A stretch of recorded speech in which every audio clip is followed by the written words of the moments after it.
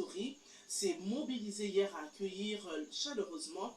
le candidat numéro 20 à la présidentielle. Une fois réélu, le président de la République, Félix Antoine Tshisekedi Tshilombo, s'engage à dépêcher un bataillon de forces armées de la République démocratique du Congo à Aru, dans l'Ituri, afin de sécuriser ce territoire. Mais bien avant Aru, le chef de l'État était à Iziro, dans la province du Haut-Uélé, où une marée humaine l'a ovationné. Plus de détails avec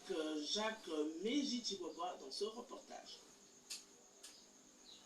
Jour J-20, le candidat numéro 20 du 20 décembre, Félix Antoine Tshisekedi Tshilombo, ne ménage aucun effort pour atteindre les points et recoins de la République démocratique du Congo afin de convaincre son électorat du mois de décembre 2023.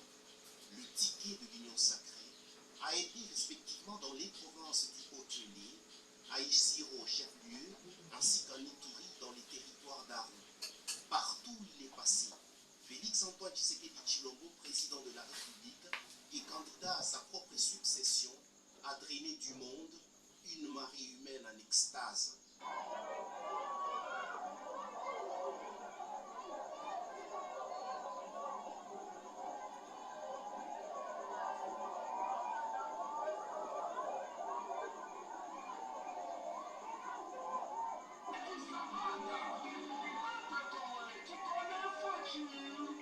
Là encore, à ses côtés, toujours la première dame, Denise Nyakeru Tshisekedi, au front de la campagne pour servir de béquille à son cher mari, à la place du bureau administratif du territoire d'Aru, en Ituri, où s'est tenu le meeting, et au rond-point Patrice Emery Lumumba, en plein centre-ville d'Isiro, province du Haut-Uélé, le candidat président Félix Antoine Tshisekedi Tshilombo, ovationné par la population, a énuméré ses réalisations, dont certains projets déjà terminés et d'autres en voie d'exécution. C'est le cas de la démolition de la tour de Babel, FCC Cache, qui fut, selon le ticket de l'Union sacrée,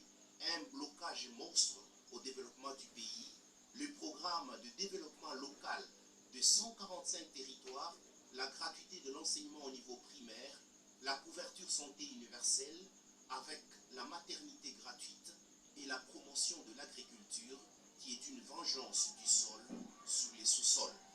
Rassurés, ces électeurs de la ville d'Isiro dans la province du Haut-Uélé et du territoire d'Aru en Ituri ont promis au candidat numéro 20 du 20 décembre 2023 un second quinquennat.